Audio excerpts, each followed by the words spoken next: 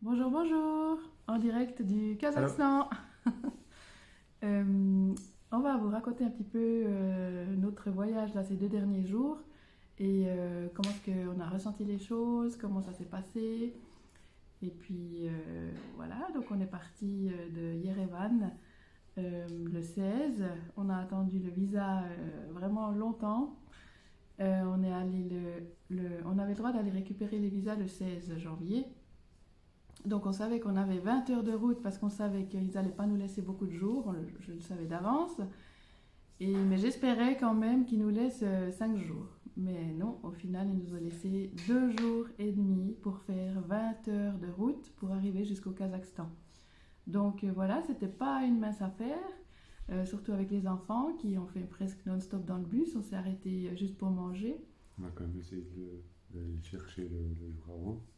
Oui, Ils ont alors pas on a voulu. essayé d'aller chercher le visa le 15 au soir. Tard le soir, Niet. on s'est dit, niet.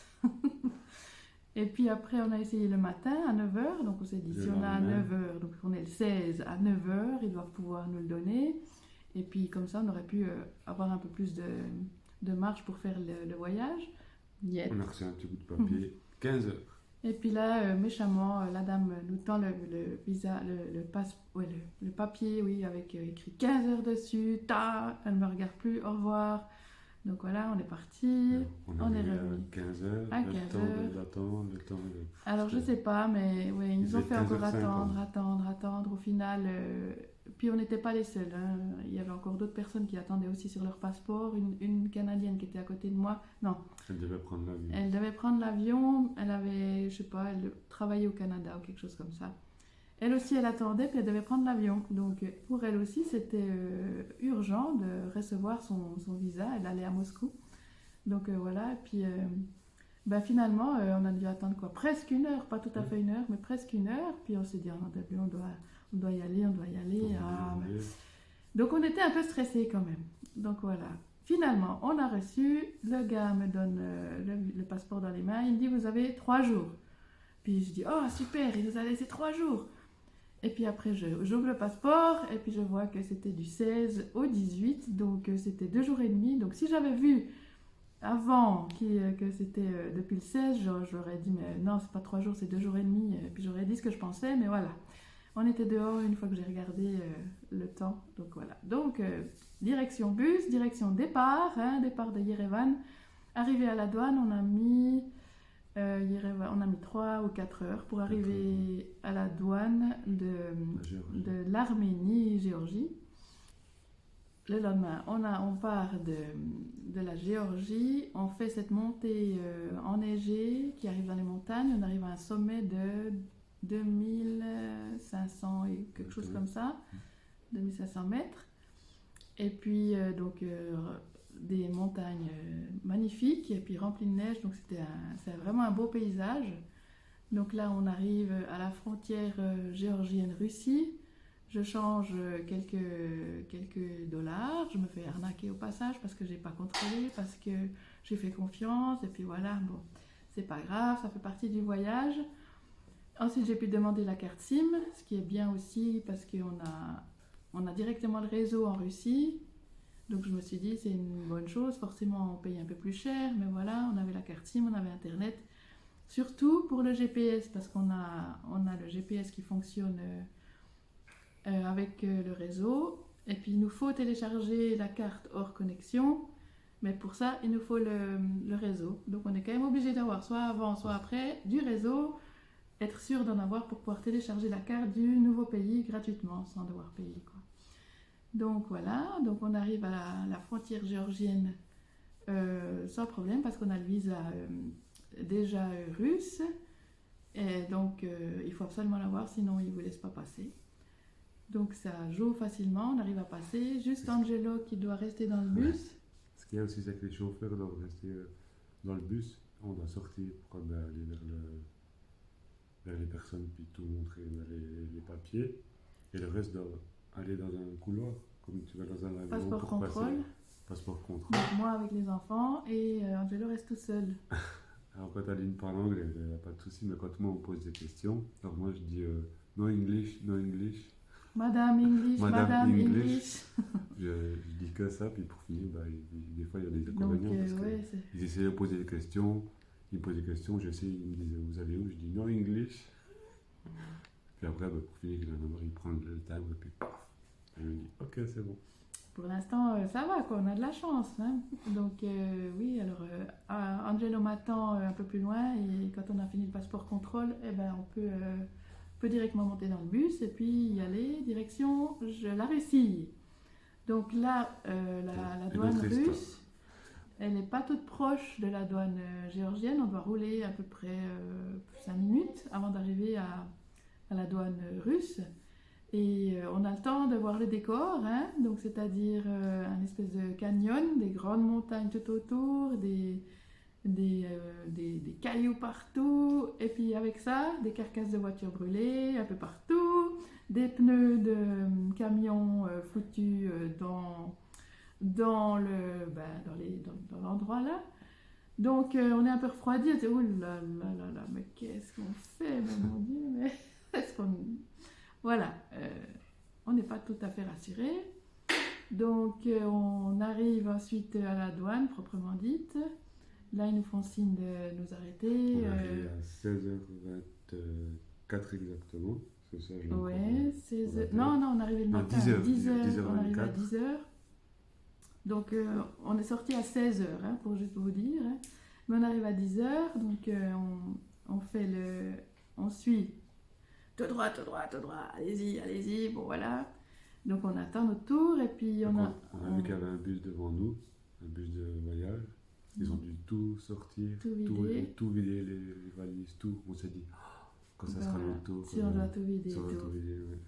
Eh ben ça va être beau. Mais voilà, c'est comme ça, hein, on traverse la douane. Hein. Puis pendant ce temps que le bus de devant, il y avait une dizaine de personnes avec un enfant, une petite fille, elle devait avoir 1 année et demie, 2 ans. Elle en avait marre, hein. Elle hurlait. Alors Aline a eu l'idée de prendre on a un flacon avec des bulles. Puis j'ai ouvert la fenêtre, j'ai fait des bulles pour un petit peu. Alors on a fait rire un petit peu les douaniers. Parce que les douaniers ils ont bien vu aussi que cette petite fille, ça n'allait pas. Ils ont essayé aussi de la calmer. Et puis cette petite s'est calmée un petit moment grâce à Angelo. Après il faisait des singeries. Et puis la maman était contente, elle rigolait. Coco. Elle rigolait la maman. Donc voilà, c'était un petit moment sympa, puis on s'est dit aussi que les douaniers, ils allaient nous trouver sympathiques, hein. Mais voilà. Et puis, c'est notre tour, donc on avance le bus, ils on avance le bus. Ils regardent tous avec intérêt, parce qu'on a mis les autocollants Oliva Family Dream, on a mis tous les trucs, alors ils viennent tous voir, et puis ils sont tous impressionnés par le camping-car. Donc j'ai l'impression qu'en fait celui qui nous a fouillé, il avait plus envie de voir le camping-car à l'intérieur et tout, que vraiment, vraiment fouiller. Mais on a quand même dû sortir quelques affaires derrière, on a dû sortir tout le coffre arrière. Ils ont fait ouvrir les valises, ouais, contrôle des habits. Dedans, ouais. Ils te posent des questions bizarres, drogue, alcool. Ouais, bizarre, c'est les seules questions qu'ils doivent poser, je crois. Et puis, après, elle nous a dit que c'était bon, donner les papiers, ils ont gardé nos papiers, le permis d'Angelo, et puis les papiers voiture, les papiers du camping-car, la carte grise. On a dû bouger avec le bus, un petit peu plus loin. Donc ensuite, moi, j'ai rangé les affaires, parce que la dame, elle dit à Angelo de ranger les affaires. J'ai dit, non, c'est moi qui vais remettre tac, hein, parce que je sais comment j'ai rempli, et puis... pour que ce soit juste, on n'a pas 1 cm² qui n'est pas rempli. Donc voilà, c'est un Tetris. Hein. Donc elle a rigolé, puis elle m'a dit ok, vas-y, range. Pendant ce temps, le monsieur, il va avec Angelo, il lui pose des questions. Il ne peut pas avoir ses réponses, le monsieur. Hein. Donc il vient me poser en même temps des questions à moi. Il a été dans le camping-car avec la dame, je crois, hein, ils étaient les deux. Oui. Et puis, il a regardé les photos. Première chose, les photos dans le camping-car. Il a vu qu'on était mariés, mais je ne sais pas s'il était sûr que c'était moi ou pas. Alors, il ressort. Puis, il demande, vous êtes mariés? Puis, j'ai dit, oui, j'ai montré la bague, on est mariés. Et puis, voilà. Donc, ils étaient aussi impressionnés par le camping-car. Dedans, ils n'ont pas vraiment vidé. Parce que quand le camping-car est rangé avec les trucs derrière pour se coucher... ça en fait du chenil. Enfin, on peut croire que c'est du bordel, hein, mais non, tout est organisé. Et puis, je pense qu'il a vu aussi que c'était toutes les affaires pour dormir, quoi, les duvets et tout. Ensuite, on a pu fermer, on a pu aller parquer. Et il y a un douanier qui est venu vers moi qui m'a dit qu'il fallait encore remplir des papiers. Ok, on va parquer. Je vais vers la petite cahute. Ça me fait penser à Bardonnay et à Bâle. Hein. Et puis, il me donne des feuilles. Dehors il fait froid. Je me suis dit, j'ai demandé si je pouvais retourner dans le camping-car pour remplir les feuilles. Il me dit oui. Je remplis 3 feuilles recto verso. Je retourne, je donne. Ah, il y a une croix qui n'est pas au bon endroit. Ah, là ça joue pas, là ça va pas. Ok, il me redonne les 3 feuilles de nouveau à remplir. Je retourne dans le camping-car, je recommence 2 fois. Je retourne, je redonne les feuilles. Ah non, là ça joue pas. Là, il faut savoir ça. J'ai dit oui, mais bon, là c'était les données du véhicule. Je dis vous avez mes papiers, je peux pas remplir, je sais pas, les centimètres cubes, le numéro de châssis, matricule. J'ai dit vous avez mes papiers, je peux pas remplir. Donc, il me redonne mes papiers, il me redonne les feuilles, retour au camping-car, je remplis une 3e fois. Tac, tac, tac. Je retourne redonner les papiers. Ah non, là vous pouvez pas mettre ça va pas. Parce qu'ils comprenaient pas, en fait, le transit jusqu'à la Chine, ils n'arrivaient pas à comprendre que je pouvais pas mettre des croix dans certaines choses, puisque je ne passais pas en Russie pour aller à un hôtel. On faisait un transit, j'ai coché la croix transit, ça jouait pas, c'était importation temporaire. Donc pour moi c'était pas logique, mais voilà, pour eux c'est comme ça. Donc rebelote, il me fait changer de cahute, une autre personne qui contrôle mes papiers, non là ça joue pas. Donc retour au bus, 4e fois remplir ses feuilles recto verso. Donc je recommence. Ensuite, donc je pense en tout on a perdu bien 1 heure, hein, je vous dis bien 1 heure à faire ça. Je retourne, je pense qu'il y a un douanier qui s'est dit ouais mais il voulait m'aider mais il pouvait pas parce qu'il comprenait pas ce qu'il y avait comme problème. Et puis là j'ai discuté un peu avec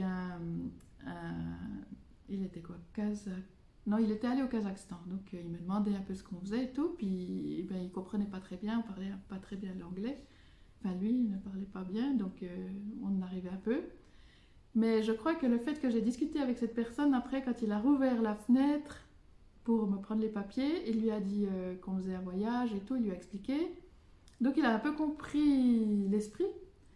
Du coup, tout d'un coup, il était plus sympathique. Et puis, il m'a expliqué, il m'a fait la correction de mes feuilles, puis il m'a expliqué, là, il faut mettre ça, là, il faut mettre ça, là, il faut mettre ça, là, il faut rien mettre. Si vous mettez quelque chose là, ça va pas. Et puis, il m'a montré comment il fallait faire. Et puis, je retourne au camping-car pour la 4e fois. J'ai dit, devine quoi? Encore une fois. 5e fois. Et puis là, je retourne. Donc, j'ai fait les corrections. Mais ce que j'avais pas fait, ce que j'avais pas compris, parce qu'il m'avait donné une feuille, donc 2 feuilles, les mêmes. Donc moi, je pensais qu'il y en avait une que je devais remplir pour Angelo et une pour moi. Et non! Je devais remplir 2 fois la même chose pour moi avec mon nom. Donc, rebelote, on retourne au camping-car et on recommence. Puis là, j'ai laissé... Oui, j'étais pas sûre, j'ai pas mis les croix. Comme ça, je me suis dit, s'il doit mettre les croix, c'est lui qui les met. Si je me trompe encore, après changer 5 fois. Hein. Et puis voilà, donc il m'a fait la croix au bon endroit. Puis il a accepté, c'était ok. Après, je retourne à la première cahute où la nana ne voulait pas, absolument pas... Non, ça joue pas, hop, on rend les papiers. Non, ça joue pas, hop. Et puis une seule personne parlait anglais là, donc elle devait chaque fois appeler cette personne pour qu'il m'explique comment remplir. Donc lui, tant bien qu'il m'expliquait aussi, mais c'était pas avec la nana. Donc voilà. Alors merci aussi à cette personne qui parlait l'anglais. Heureusement qu'elle était là, parce que sinon franchement, je sais pas, parce qu'on n'a pas de réseau, on peut pas faire la traduction français-anglais ou bien français-russe, on peut pas. Donc on n'arrive pas à communiquer. Donc si on n'a pas quelqu'un qui parle anglais, c'est vraiment pas facile, quoi. Oui, c'est pas facile. Donc voilà, on a réussi, on part, il nous donne un petit papier. Après, on repart, on fait 100 mètres, même pas 100 mètres, de nouveau, gaillard, douanier, stop. Il demande de nouveau passeport, tout rebelote. Puis à la fin, il demande le papier. Il me dit que c'est bon, on peut repartir. 300 mètres après, rebelote. Contrôle armé, c'est toi. Contrôle mitraillette avec la totale. Quoi. C'était vraiment, ça va un peu peur. Quoi. Oui, c'est pas agréable, ma foi. Il nous redemande les papiers, on sait Passeport, qu'on va, qu'est-ce que vous faites. il Passeport. recommence, il redemande, je pense 3 fois les mêmes choses. Et puis ensuite on a pu passer finalement. Et puis là notre priorité c'était de trouver une SIM, non la SIM card on l'avait. J'ai changé quelques dollars avant de partir parce que je savais qu'en Russie la carte de crédit ne fonctionnait pas. Mais j'ai toujours l'inquiétude de est-ce que j'ai changé assez, est-ce qu'on aurait assez d'argent, est-ce que voilà, parce que ma carte de crédit ne fonctionne pas. Oui, voilà. Puis si je dois changer de l'argent, je peux changer de l'argent. J'ai un peu de cash, mais je dois aussi penser à la Chine après. Donc, ben voilà, j'ai pas envie de trop changer. Et puis qu'après, on ait trop de monnaie, et puis la monnaie elle est perdue parce qu'on peut changer que les billets. Donc, ouais, c'est pour moi un petit peu inquiétant. Donc, voilà, on arrive, on passe, on fait 4 heures de route. Jusqu'à la nuit. Donc il était 16h, comme je vous ai dit, hein, donc 10h à 16h qu'on a passé à la douane russe. C'est pas simple. Et puis ben, on arrive enfin à partir. Je roule à peu près 4 heures, ou même plus. C'est toi qui devais rouler. Moi, j'ai pas le droit. Oui, ah oui, alors ouais, parce que ça c'était encore un problème. Si lui devait rouler, je devais encore remplir une feuille. Alors après 5 passages ou 6 passages, refaire. Et puis il me dit qu'il faut encore faire une feuille s'il faut. Qui roule, j'ai dit non, c'est bon, je roule, allez-y, hop, tamponné, c'est bon, je roule. Donc voilà, j'ai roulé tout le long. On a quand même assez vite traversé, pour dire que c'est quand même grande. Ouais, la Russie, donc 12 heures de route, on a fait ce que je pouvais, jusqu'au maximum, quoi. Une fois que j'étais fatiguée, hop, on s'arrête. On s'est arrêté devant une église. Je pensais que c'était une église, c'en est une en quelque sorte, hein, mais... Voilà, à 6h du matin le lendemain, le chant. Le chant comme en Turquie. Le chant comme en Turquie, ouais, je sais pas si c'était une religion turque, si la religion russe est la même, ou ben voilà, où on était à un endroit, voilà, je sais pas, mais voilà. Ce qui est fait qu'à 6h on était réveillés, ce qui est pas mal. Donc on a directement, j'ai dit c'est bon, on y va. Ranger les lits, les enfants derrière qui continuent à dormir, ou ce qu'ils arrivent à dormir. Et on part. Donc là, on a bien roulé. Des paysages aussi magnifiques, mais on peut pas publier, donc on peut pas filmer. Donc j'ai un peu peur de sortir ma caméra. Il y a des caméras partout aussi. On est filmé sur la route.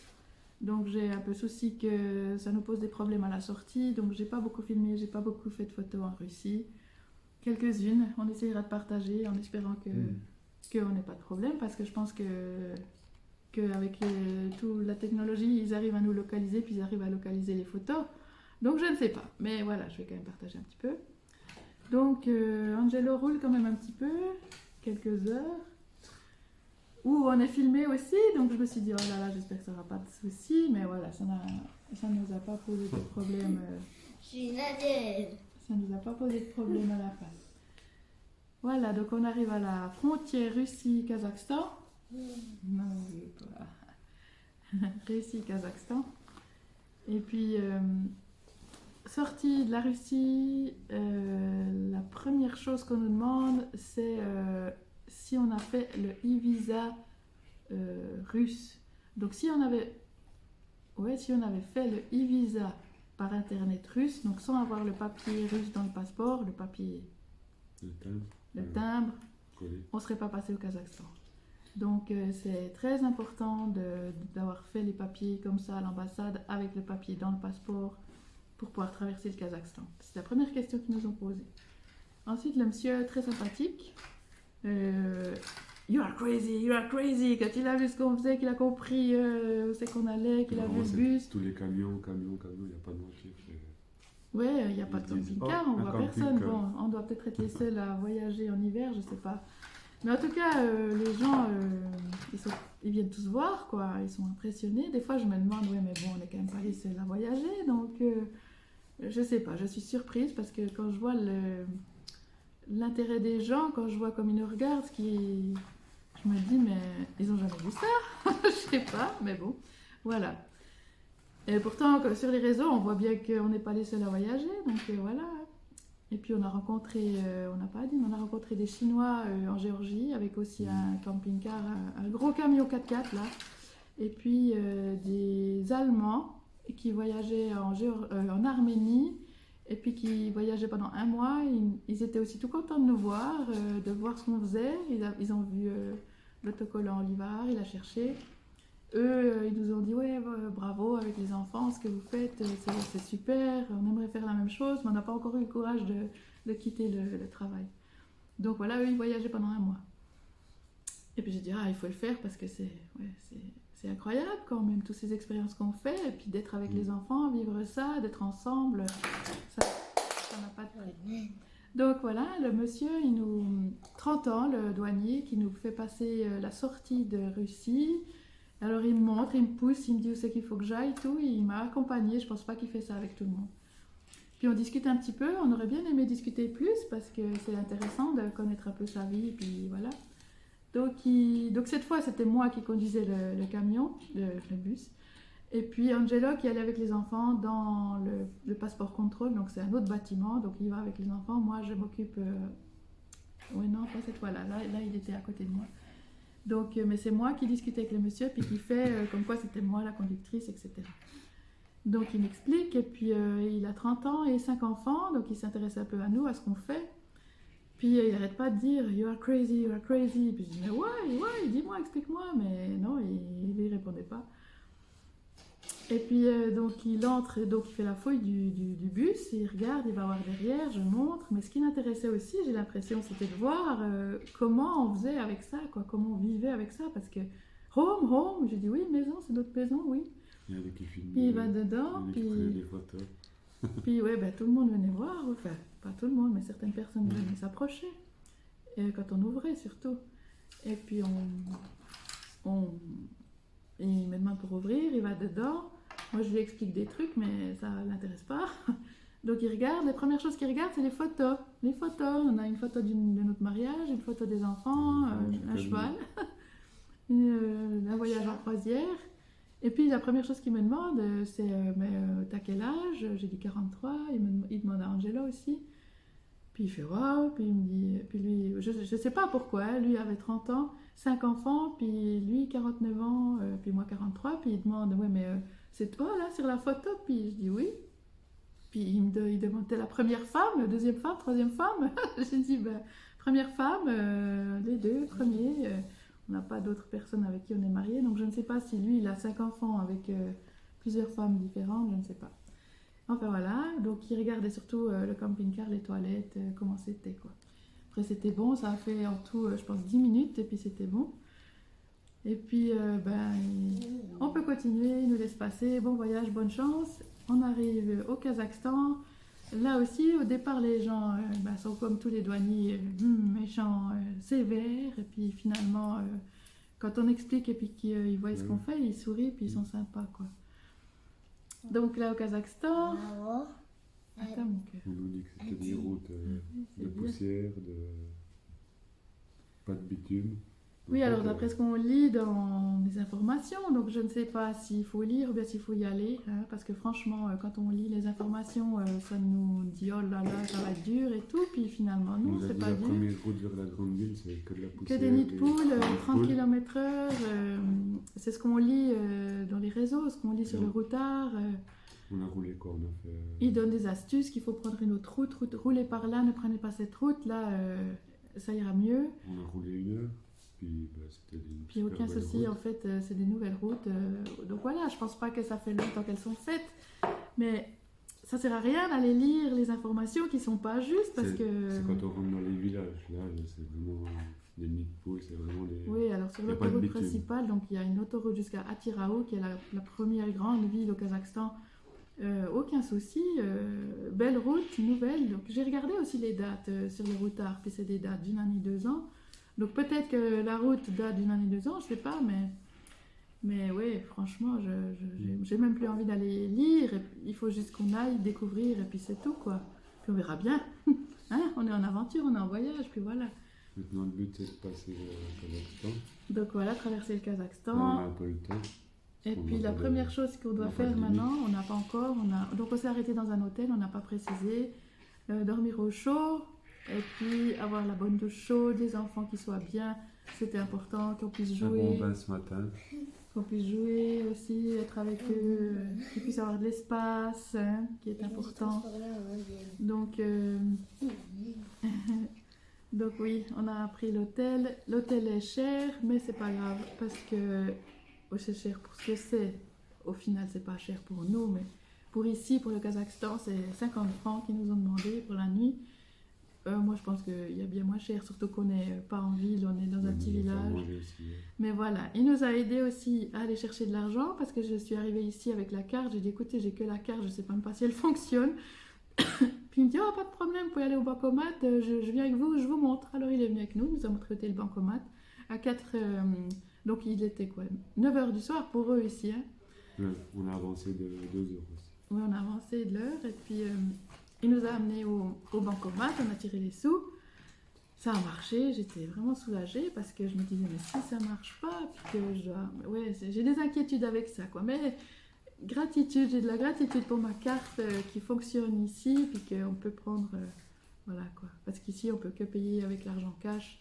Si j'avais dû prendre mon cash et puis changer l'argent, j'ai pas non plus des montagnes de cash, donc j'aime pas. Je préfère garder mon cash surtout pour la Chine, que là, je sais que il n'y aura rien qui fonctionne au niveau carte de crédit. Donc il faudra qu'on fasse la traversée avec le cash qu'on a. Et puis aussi, on pourra installer une application pour payer en ligne avec le Natel. Mais vu qu'on ne sait pas non plus comment ça marche et tout, on n'a jamais fait. Donc c'est quand même une inquiétude. Mais on va trouver, ça va aller. Moi ici au Kazakhstan, on a de nouveau Facebook et de nouveau tous les réseaux sociaux. Ouais, là ici, on a tout de nouveau tout. Et puis donc on est revenu ici, on a encore demandé si on pouvait manger quelque chose parce qu'on n'avait pas mangé de toute la journée. Bon, on avait grignoté, mais on s'est pas arrêté parce que si on s'est arrêté une fois, mais c'était le jour avant. Oui, c'était le 17, on s'est arrêté une fois. Sinon on a fait dans un restaurant. Et puis le lendemain, on a fait avec ce qu'on avait à manger. Et puis on n'avait pas envie non plus de s'arrêter pour cuisiner parce que on avait quand même un peu le stress de ne pas arriver. Puis là, on arrive à un endroit où c'est bloqué. Je vois sur le GPS qu'il y a de l'eau, puis je vois pas de pont. Puis je me dis, ouais, qu'est-ce qu'on doit faire ici? Je vois que c'est bloqué. Je vois qu'il y avait un camion qui était en train de faire des travaux ou bien de tirer quelque chose. Je sais pas s'il y avait une voiture de bloquée, je sais pas. Puis tout d'un coup, on voit qu'il y a un bateau, une espèce de petit ferry qui fait traverser combien de mètres? 20 mètres. Une dizaine de voitures. Ouais. Puis 20 mètres de long, quoi. Mais on était obligé de monter sur ce bateau pour traverser. Donc je me suis dit, bon, il faut qu'on y aille. On était proche de la douane, mais je me suis dit, mais si on reste encore coincé ici, combien de temps on va rester coincé? Donc voilà, mais oui, on a réussi à passer. Puis on monte dessus sans payer, sans rien, parce que je comprends rien. Tout ce qu'il y a autour des cahutes, il n'y a rien en anglais. Je ne sais pas où c'est qu'il faut aller, je ne sais pas où c'est qu'il faut payer. Je me suis dit, tant pis, on y va. Il me restait $20.